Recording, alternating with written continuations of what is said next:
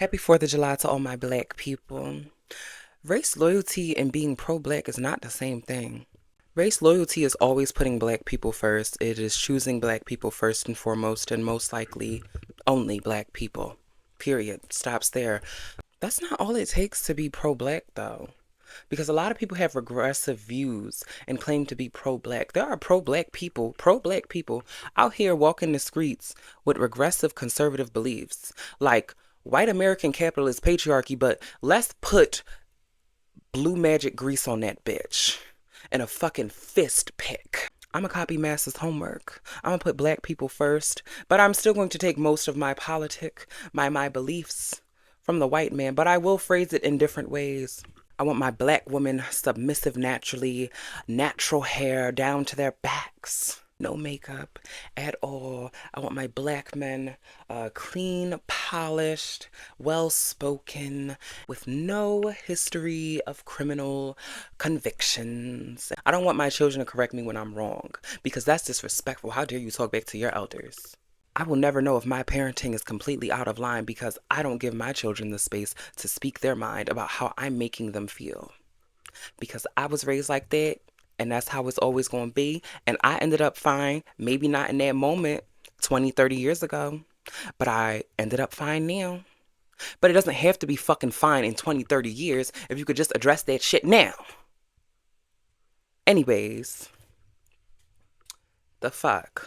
Even when it doesn't look like a page out of Master's Playbook Part 2, Black Boogaloo Edition, it still can feel very weird, constrictive, restrictive. That's the word. And like autonomy does not matter because we should all just have one collective voice. One collective voice. When have black people ever agreed on shit together?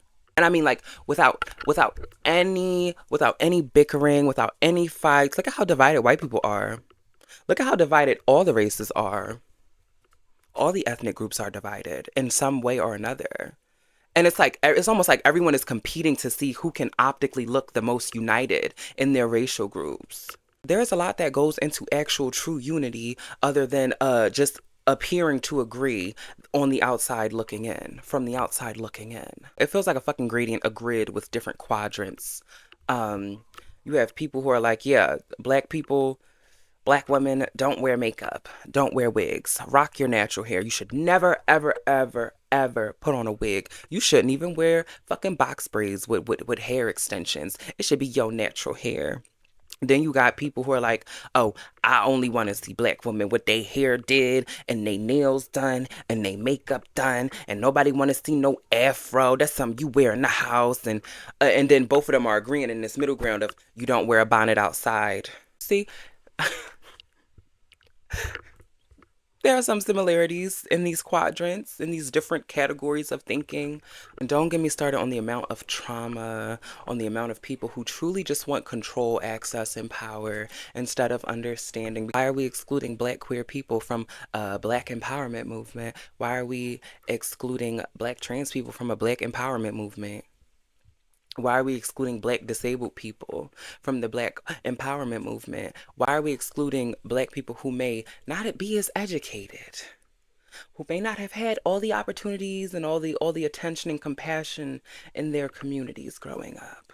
And the access to the educational resources and the moms sitting down reading with them and making sure they got help if they couldn't read as well or they had problems with math or other things. Toss them to the side. What? We don't want no welfare queens in our black empowerment movement. We don't want no ex-convicts in our black empowerment movement. Our black empowerment movement should only have representatives, should only include people who are deemed respectable, civilized, human. No bad narratives could ever be painted about the people that I want in my black empowerment movement.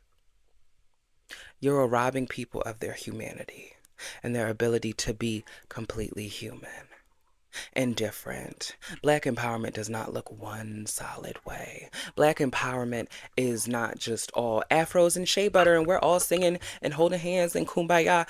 Everybody does not express themselves externally in the ways that, the Hotep adjacents would prefer.